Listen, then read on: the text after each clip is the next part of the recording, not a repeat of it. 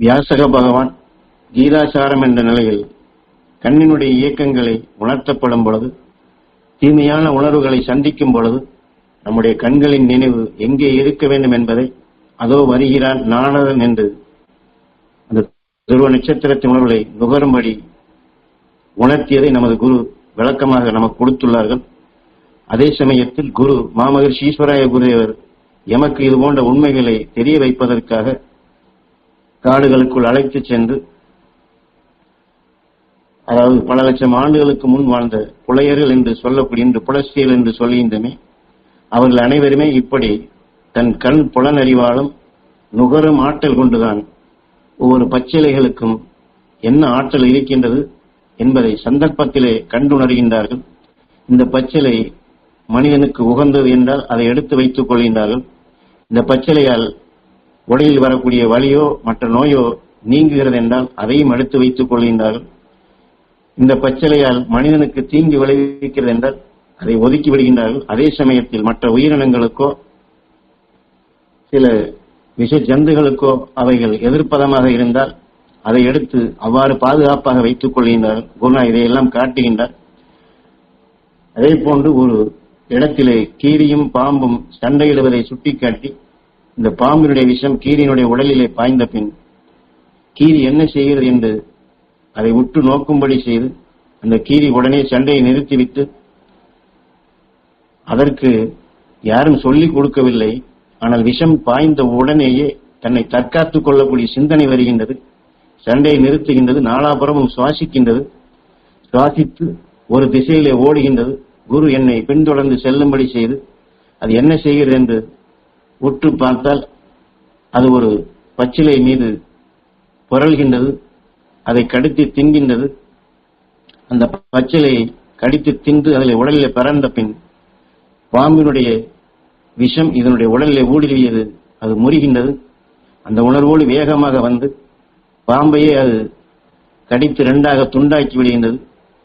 அதே சமயத்தில் சில விலங்கினங்களும் அது தாவர இனங்களை உட்கொண்டாலும் சரி, மற்ற நிலைகளாக இருந்தாலும் சரி, அது தன் உடலுக்கு ஏற்றதாக தான் சாப்பிட்ட உணவு ஜீர்ணிக்கக்கூடிய நிலையோ மற்ற நிலையோ அது வரவில்லை, உடலுக்கு அது தீங்கி விளைவிக்கிறது என்றால் உடனே தன்னுடைய மனத்தால் அதை நுகர்ந்து தன் உடலுக்குள் சேர்ந்த அந்த நஞ்சான நிலைகளை மாற்றுவதற்காக அதற்குண்டான தாவர இனங்களை அது கடித்து மென்று நுகர்ந்து தன் உடலுக்குள் விளைந்த அந்த தீமைகளை அது எப்படி தானே மாற்றுகிறது என்று இதையெல்லாம் குருநாதர் எனக்கு நேரடியாக அனுபவபூர்வமாக காட்டிய நிலை என்று குரு சொல்லுகின்றார். அது அன்று வாழ்ந்த புலஸ்தியர்களும் சரி, அதே போல மிருக இனங்கள் மற்ற நிலைகளும் சரி, அவைகளுக்கு தீங்கு ஏற்பட்டால் உடனடியாக அந்த தீங்கிலிருந்து விடுபடக்கூடிய எண்ணங்கள் உணர்வுகள் தான் அவைகள் சிந்திக்கின்றது, அதை நுகர்கின்றது. தன் கண் புலனறிவால் அது எண்ணி பார்க்கப்படும் பொழுது அந்த ஆற்றலை எடுத்து அந்த இடத்திற்கு சென்று அதை முறியடிக்கின்றது. ஆகவே நமக்கும் இத்தகைய ஒரு பழக்கம் வேண்டும் என்றுதான் குரு இதை பதிவு செய்கின்றார்கள். நாம் இந்த வாழ்க்கை நமக்கு துன்பமோ துயரமோ மாறுபட்ட எண்ணங்களோ வந்தால் நம்முடைய கண்ணின் நினைவு எங்கே செல்கிறது என்பதை நாம் சற்று சிந்தித்து பார்க்க வேண்டும். இப்படி வந்துவிட்டதே, ஏன் இப்படி வருகின்றது அல்லது ஏன் இப்படி வந்து கொண்டே இருக்கின்றது என்று சாதாரண மனித நிலைகள் நம்முடைய எண்ணங்கள் அப்படிதான் செல்லும் என்றால், இந்த விஞ்ஞான உலகத்தில் இன்று நாம் சிந்தனை குறைக்கக்கூடிய எத்தனையோ நிகழ்ச்சிகளையும் எத்தனையோ உலக நடப்புகளையும் நாம் பார்ப்பதால் அந்த உணர்வு நமக்குள் பதிவாகி இருப்பதால் மாறுபட்ட எண்ணங்கள் உணர்வுகள் வந்தாலே உடனே நாம் சோர்வடைகின்றோம், சிந்தனை குறைகின்றது, தவறான எண்ணங்கள் தான் நமக்குள் ஓடுகின்றது. அதைத்தான் நம் குரு நமக்கு நினைவுபடுத்தி, தீமை என்று வந்தாலே, எதிர்மறையான உணர்வு என்று வந்தாலே உடனே நம்முடைய கண்ணினுடைய நினைவுகள் அதிலிருந்து விடுபடுவதற்குண்டான சிந்தனைகள் வர வேண்டும். நம் கண்களிலே இப்படி ஒரு பழக்கத்தை, இப்படி ஒரு பயிற்சி ஏற்படுத்திக் கொள்ள வேண்டும். அதனால்தான் நமக்கு ஆத்ம சுத்தி என்று சொல்லும் பொழுதே எப்பொழுது எந்த சந்தர்ப்பத்தில் எத்தகைய நிலைகள் வந்தாலும் அதை உடனே மாற்றி அமைக்க ஈஸ்வரா ஈஸ்வரா என்று உங்கள் கண்ணின் நினைவை புருவ மத்திக்கு கொண்டு வாருங்கள், துருவ நட்சத்திரத்தின்பான் நினைவை செலுத்துங்கள் என்று ஆத்ம சுத்தி பயிற்சியிலே நமக்கு இதை மாற்றி அமைக்கக்கூடிய ஒரு பழக்கமாக பலமுறை நமக்கு சொல்லி இருக்கின்றார்கள். நாமும் அதை ஆழமாக பதிவு செய்து கொள்ள வேண்டும். நம் கருமணிகளிலே இப்படி ஒரு பழக்கத்தை, இப்படி ஒரு பயிற்சி, தீமை என்று வந்தாலே நம்முடைய கண்ணின் நினைவு தன்னிச்சையாக புருவ மத்திக்கும் துருவ நட்சத்திரத்தின் பாலும் இந்த தீமைகளை முறியடிப்பதற்கு குருநாதர் மாமகர்ஷி ஈஸ்வராய புதேவரிடம் இருந்து அவர் அனுபவ வாயிலாக பெற்ற அந்த அத்தனை உபாயங்களும், அத்தனை சிந்திக்கக்கூடிய அந்த உயர்ஞான உணர்வுகளும் நாம் வர வேண்டும் என்று நம் கருமணிகளிலே இப்படி நாம் பதிவாக்கிக் கொள்ள வேண்டும். அதற்குத்தான் துருவ நட்சத்திரத்தின் பேரருள் கருள் எங்கள் கண் கருமணிகளிலே படர வேண்டும் என்று இதை அடிக்கடி பதிவு செய்ய சொல்கின்றார். இதில் நாம் அனுபவமாகவே பார்க்கலாம். புதிதாக ஏதோ ஒன்று செய்கிறோம் என்றால் ஒரு தடவை செய்திருப்போம், ஆனால் அடுத்த தடவை சரியாக ஞாபகம் வராது, மறந்திருப்போம். திரும்பவும் நாம் கட்டாயப்படுத்தி அதை செய்வோம். இப்படி ஒரு 4-5 முறை இது ஞாபகமாக இப்படித்தான் செய்ய வேண்டும் என்று பழக்கப்படுத்தி விட்டோம் என்றால், ஒரு 5 தடவை பதிவாகிவிட்டால் தன்னிச்சையாக அப்புறம் நாம் நினைவை செலுத்த வேண்டியதில்லை. தன்னிச்சையாக அது அந்த புலனறிவு, கண் புலனறிவு நம்மை அறியாமல் அங்கே கொண்டு செல்லும். அதை போலதான் நமது குருநாதர் காட்டிய அந்த அருள் வழியில் ஒவ்வொரு காலகட்டத்திலும் குரு நமக்குள் பதிவு செய்து உபதேச வாயிலாக கொடுப்பதை மீண்டும் மீண்டும் அதை கேட்டு பதிவாக்கி இந்த உணர்வுகளை நாம் எண்ணி எடுக்க வேண்டும். இது மகாபாரதத்திலும் தெளிவாக சுட்டிக்காட்டப்பட்டுள்ளது. ஒரு சந்தர்ப்பத்திலே அர்ஜுனனுக்கும் பீமனுக்கும் இந்த பேச்சு வரும் பொழுது, உனக்கு எப்படி இவ்வளவு வல்லமை கிடைக்கிறது என்று அர்ஜுனன் பீமனிடம் இதை கேட்கப்படும் பொழுது,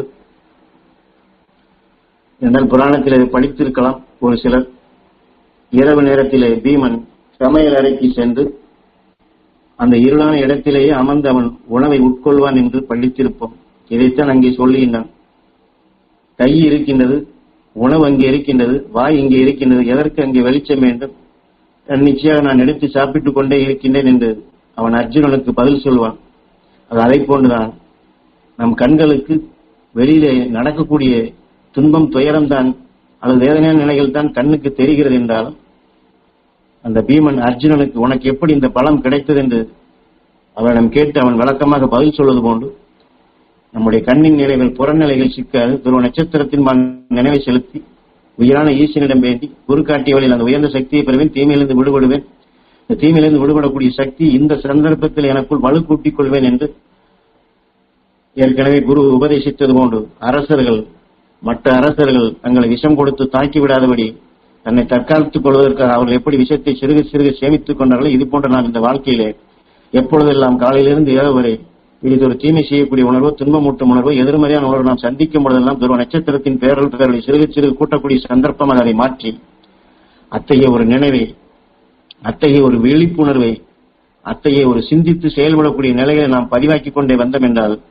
நம்முடைய கண்ணின் நினைவுகள் தன்னிச்சையாகவே அந்த கருவிழியில் நாம் இப்பொழுது பதிவு செய்யக்கூடிய இந்த எண்ணங்கள், உணர்வுகள் தன்னிச்சையாக உதயமாய் என்றால் கண் கருமணியில் இருந்து எத்தனையோ நரம்புகள் மூலமாக உடல் முழுவதும் அதுதான் செய்திகளாகவும் அனுப்புகின்றது. அதை இயக்குவதற்கும் தூண்டுதலாக இருப்பது இந்த கண் கருவிலையும் அதனுடன் தொடர்பு கொண்ட நரம்பு மண்டலங்கள் தான். அது அந்த கருவிலையிலும் அந்த நரம்புகளிலும் குரு நமக்குள் பதிவு செய்த இந்த ஆற்றல் மிக்க சிந்தித்து செயல்படக்கூடிய உயர்ஞான சக்திகளை நாம் பதிவாக்கி அதை நாம் ஒவ்வொரு சந்தர்ப்பத்திலும் பழக்கப்படுத்திக் கொண்டு வந்தோம் என்றால் இந்த சிறுக சிறுக அந்த துருவ நட்சத்திரத்தினுடைய சக்தி வல்லமை மிக்கதாக, வலிமை மிக்கதாக, எதையுமே நாம் உடனுக்குடன் மாற்றி அமைக்கக்கூடிய நிலையாக, நன்மை செய்யக்கூடிய சக்தியாக நாம் மாற்றிக்கொள்ள முடியும். ஏனால் இது செய்து அதனுடைய பலனை அனுபவமாக நாம் பெறும் பொழுதுதான் இதை நாம் ஒரு தெளிவாக முழுமையாக நாம் செய்யவும் முடியும். ஆக இந்த பயிற்சியும் அவசியம். இந்த பயிற்சியின் மூலமாக நாம் கிடைக்கக்கூடிய அனுபவங்களும் முக்கியம். இந்த பயிற்சி செய்து இதை பயன்படுத்தினால் நிச்சயம் நல்ல அனுபவங்கள் கிடைக்கும். இந்த நல்ல அனுபவத்தின் மூலமாக தன்னிச்சையாக நாம் எந்த இடத்தில் எந்த சந்தர்ப்பத்தில் இருந்தாலும் ஒரு வினாடிக்கு மிக மிக குறைவான நேரத்தில் நம் துருவ நட்சத்திரத்தின்பால், மகரிஷியின்பால், நம் ஞானகுருவின்பால் நினைவு செல்லும் அந்த ஆற்றலை பெற முடியும். நம் உடல் இருக்கக்கூடிய எல்லா அணுக்களுக்கும் பெறச் செய்ய முடியும்.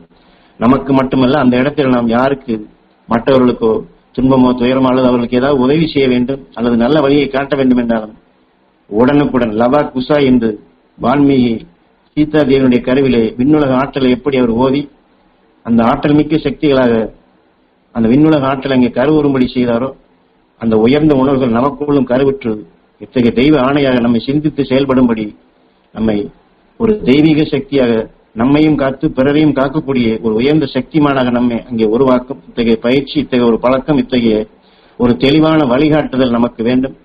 ஏன்னா நாம் தெளிந்த நிலையை பெற்றால்தான், நமக்குள் இந்த தெளிந்த நிலையை வளர்த்துக் கொண்டால்தான் நாமும் மற்றவர்களுக்கு தெளிந்த நிலையை காட்ட முடியும், வழிகாட்ட முடியும். நம்முடைய சொல், நம்முடைய பேச்சு, நம்முடைய அனைத்துமே, பார்வை அனைத்தையும் மற்றவர்களை நல்வழி காட்டச் செய்யும்.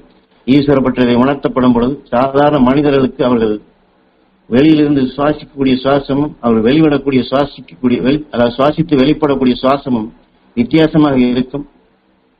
இன்னும் சொல்ல போனால் ஒரு சிலருக்குத்தான் உள்ளே போகக்கூடிய சுவாசமும் வெளிவரக்கூடிய சுவாசமும் வலுகொண்டதாக இருக்கும், புனிதப்படுத்துவதாக இருக்கும், உயர்ந்த சக்தியாக இருக்கும். ஆனால் ஞானிகள், மகரிஷிகள் அனைவருக்குமே அவர்கள் வெளியிலிருந்து சுவாசிக்கக்கூடியது எதுவாக இருந்தாலும் அவர்களுக்குள் அது சுவாசிக்கப்பட்டு உயிரால் சமைக்கப்பட்டு அதை மாற்றி அமைத்து அவர்கள் வெளிவிடக்கூடிய சுவாசமோ அவர்கள் சுவாசித்த சுவாசத்தை காட்டிலும் மிகவும் ஆற்றல் மிக்கதாக, அனைவரையும் ஒளியான நிலைகளுக்கு அழைத்து செய்வதாக, இருளை போக்கக்கூடிய சக்தியாக அவருடைய சுவாசமே, வெளிப்படக்கூடிய சுவாசம் உள்ளே வரக்கூடிய சுவாசத்தை காட்டிலும் உயர்ந்ததாக வரும் என்று ஈஸ்வரப்பட்டு சொல்லியிருக்கிறார். அவையே நமது ஞானகுரு அகண்ட அன்னத்தில் வரக்கூடிய எத்தகைய விஷமான நஞ்சான உணர்வுகளையும் துருவ நட்சத்திரம் தனக்குள் நுகர்ந்து அதை ஒடுக்கி அந்த நஞ்சையே அதையே உணவாக எடுத்து ஒளியாக மாற்றி இந்த பிரபஞ்சத்தையே ஒளிமயமாக மாற்றுகிறது என்று நமது ஞானகுருவும் சொல்லியிருக்கின்றனர். ஆகவே நாம் அதை போன்று இந்த துருவ நட்சத்திரத்தின் பேரல் பேரலை நாம் சிறுக சிறுக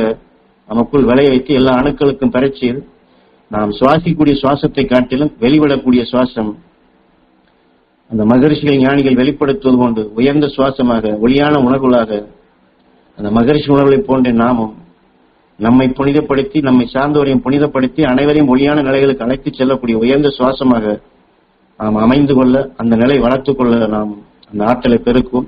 அதற்கெல்லாம் இந்த கண் கருமணிகளை நாம் கண்களை திறந்தே இந்த பயிற்சியை மேற்கொண்டு, அதுவும் குறிப்பாக அந்த எதிர்மறையான நேரங்கள் இதை போன்ற நினைவை கட்டாயப்படுத்தி கொண்டு வந்து அந்த இடத்திலே நினைவை செலுத்தி அதை நாம் ஒரு பயிற்சியாக பழக்கமாக எடுத்துக்கொண்டால் இந்த பேராற்றல் நமக்குள் ஒரு உயர்ந்த ஞான சக்தியாக வளர்வதை நாம் காண முடியும். தியானத்தில் அமர்ந்திருக்கும் அனைவருக்கும் அந்த சக்தி கிடைக்க வேண்டும். அனைவருடைய கண் கருமணிகளிலும் நம் ஞான குருவினால் துருவ நட்சத்திரத்தின் பேரருள் பேரொளி அந்த கருமணிகளிலே படர்ந்து அனைவருக்கும் இந்த உயர்ந்த சக்தி, அந்த உயர்ந்த சிந்தனை உடனுக்குடன் அந்த தீமையை ஒளியாக மாற்றக்கூடிய அந்த உயர்ந்த ஞான சக்தி கிடைக்க வேண்டும் என்று அனைவருடைய கண் கருமணிகள் அந்த சக்தி படர வேண்டும் என்று நாம் ஏங்கி தியானிப்போம்.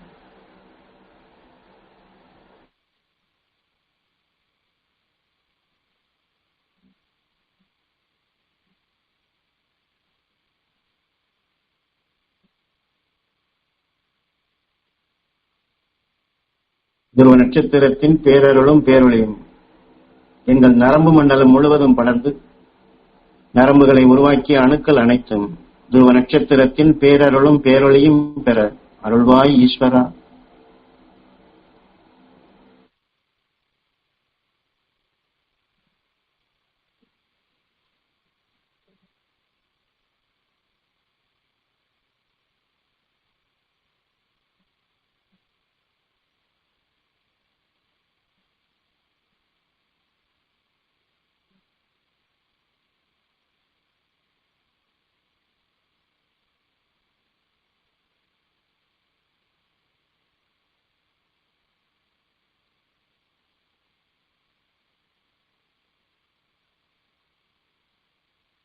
ஒரு சிலருக்கு இதுபோல் இந்த தியான பயிற்சியிலே கடினமாக அந்த துருவ நட்சத்திரத்தின்பால் நினைவை செலுத்தி எடுக்கப்படும் பொழுது உடலுக்குள் சில இடங்களிலே கனமாக இருக்கலாம். ஏன்னா நாம் எடுக்கக்கூடிய அந்த உயர்ந்த சக்தி உடல் உறுப்புகளில் அந்த அணுக்களில் படரப்படும் பொழுது அதை தாங்கக்கூடிய அந்த வலு, அந்த காந்த சக்தி சிறிது குறைவாக இருந்தால் இப்படித்தான் அது கனமாக இருக்கும். அது அந்த கனமாக இருக்கும் பொழுது நாம் உயர்ந்த சக்தியை பெறுகிறோம் என்றுதான் நாம் எண்ண வேண்டுமே தவிர நம் உடலுக்குள்ளே ஏதோ கோளாறாகிவிட்டதோ அல்லது அந்த உறுப்பில் ஏதோ வித்தியாசமாகிவிட்டதோ அல்லது இந்த தியானத்தை எடுத்து முடிந்த பின் அல்லது சில சந்தர்ப்பங்கள் நம் உடல் பலவீனமாக இருப்பது போன்றோ யாரும் அதை எண்ண வேண்டியதில்லை. இந்த சக்திகள் சேர சேர நமக்குள் வளர வளர இதை போன்ற சில நிலைகளை அது காட்டத்தான் செய்யும். ஆனாலும் நம்முடைய நினைவு, நம்முடைய எண்ணங்கள் அங்கே சீராக செல்லும். நாம் அதை நம்முடைய எண்ணத்தால், உணர்வால் குருவுடன் தொடர் கொண்டு அதை நாம் தொடர்ந்து அந்த உயர்ந்த சக்திகளை பெறுவதற்கு அதை நம் நினைவுகளை மாற்றிக்கொள்ள வேண்டுமே தவிர, இந்த உபதேசம் குரு சொல்லும் பொழுது யாம் கொடுக்கக்கூடிய ஒவ்வொரு சொல்லுமே மிக மிக ஆற்றல் மிக்கது. எந்த சொல்லுமே வீணானதல்ல, வீணாக சொல்லப்பட்டதும் அல்ல என்று சொல்லி இருக்கின்றார். அது குரு பதிவு செய்ததை, அவருடைய உபதேச ஒளிகளை நாம் பதிவு செய்து அந்த அடிப்படையில் நாம் உயிரான ஈசனிடம் வேண்டி நம் உடல் உறுப்புகளை உருவாக்கி ஒவ்வொரு அணுக்களுக்கும் அந்த துருவ நட்சத்திரத்தின் பேரொளி பெறச் செய்யும் பொழுது அது அனைத்துமே வளர்ச்சிக்குத்தான். நாம் இந்த தியானத்தை செய்தது அதனால் நமக்கு அதாவது அதனுடைய நிலைகள் இந்த உடலுக்குள் இணையும் பொழுது சில மாற்றங்கள் வருவதை, அந்த வளர்ச்சி பெறக்கூடிய பருவங்களை நாம் இதுபோன்று சாதாரண நிலைகளுக்கு நினைவை செலுத்த வேண்டிய அவசியம் இல்லை. நாம் அந்த சக்தி பெற்றுக் கொண்டிருக்கின்ற நம் உடல் இருக்கக்கூடிய அணுக்கள் அந்த சக்தி பெறுகின்றது என்றுதான் நாம் எண்ண வேண்டும். ஏனென்றால் இதெல்லாம் உபதேச வாயிலாக குரு பல இடங்களில் சுட்டி காட்டியிருக்கின்றார். ஒரு மனிதனுக்கு நோயால் வேதனை என்று வந்துவிட்டால் அந்த நோயை குறைக்க கட்டாயப்படுத்திதான் மருத்துவரிடம் சென்று அவர் கொடுக்கக்கூடிய மருந்துகளை உட்கொள்கின்றோம். ஆனால் அந்த மருந்து நம் உடலிலே உருவான அந்த நோயான அணுக்களுக்கு அது எதிர்மறையாகின்றது. அந்த உடலிலே விளைந்த அந்த அணுக்களை இந்த மருந்து அது போய் தாக்கப்படும் பொழுது அதற்கு ஒரு வேதனை வரும். அப்பொழுது அந்த வேதனை வரும் பொழுது ஏற்கனவே நாம் உடலிலே வலியால் நோயால் அவதிப்பட்டுக் கொண்டிருக்கின்றோம். ஆனால் அந்த மருந்தை சாப்பிட்ட பின் இன்னும் வலி அதிகமாகின்றது, வேதனை அதிகமாகிறது என்று எண்ணி மீண்டும் முன்னொரு டாக்டரிடம் செல்வதோ அல்லது அந்த மருந்தை சாப்பிடாமல் விட்டாலோ அந்த நோய் அகழ்வதில்லை. அது ஏற்கனவே உருவான அணுக்களுக்கு அது மாற்றமாகும் பொழுது அதனுடைய துடிப்பலைகள் இப்படி வரத்தான் செய்யும். ஆகவே இது போன்று நாமும் இந்த தியானத்தை எடுக்க எடுக்க நமக்குள் அந்த சக்திகள் பெருக பெருக இந்த உடலுக்குள் சில மாற்றங்கள் அது வரத்தான் செய்யும். ஆக நாம் நன்மைகளை பெறுகின்றோம், உயர்ந்த சக்திகளை பெற வேண்டும் என்றுதான் எண்ணி எடுத்துக்கொள்ள வேண்டும். நம் குரு இதையெல்லாம் பலமுறை நமக்கு சொல்லி இருக்கின்றார்கள். துருவ நட்சத்திரத்தின் பேரொளி நான் எண்ணி ஏங்கி எடுக்கப்படும் பொழுது கண் கருமணிகளிலே அந்த கனமாக இருக்கும், புருவ மத்தியில் அழுத்தமாக இருக்கும். சிலருக்கு உடலிலே பலவீனமான நிலைகள் கூட தோன்றும், சிலருக்கு எதிர்மறையான எண்ணங்களை கூட தோன்றும் என்று சொல்லி இருக்கின்றார். அபரிதமான சக்திகளை நாம் பெறும் பொழுது இதுபோன்ற சில நிலைகள் வரத்தான் செய்யும். அதையெல்லாம் நாம் பொருட்படுத்த வேண்டிய அவசியம் இல்லை. நம் உடலில் ஏதோ எண்ணமோ ஆகிவிட்டது என்று அந்த நிலைக்கும் போக வேண்டியதில்லை. இந்த உடலுக்குள் சில இடங்களில் பளிர் என்று குத்தலாம், அல்லது இனம் புரியாதபடி அதாவது சோர்வு என்று சொல்லலாம், அல்லது சில துடிப்பலைகளும் அந்த இடத்திலே திடீரென்று துடிப்பு போன்றும் ஏற்படும். இதையெல்லாம் துருவ நட்சத்திரத்தினுடைய சக்தி உடல் உறுப்புகளை உருவாக்கி அணுக்களுக்குள் சென்று இந்த ஒளியான அணுக்களாக நமக்குள் அது மாற்றமாகிக் கொண்டிருக்கிறது என்றுதான் நாம் எண்ணி எடுத்துக்கொள்ள வேண்டும்.